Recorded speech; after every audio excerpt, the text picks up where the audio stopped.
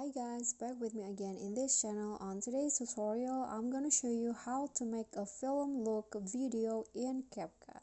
So here I'm going to make this video become a film look like, and what you need to do is very easy. You can just import your video to CapCut and then click on overlay, add overlay, and go to the stock videos and choose the black background here. Click on add and adjust the size, and first drag it to the top like this, and then do the same thing. Click on another overlay. Oops. Okay, I'm going to adjust the size first and then click on the overlay again and click add another black background like this.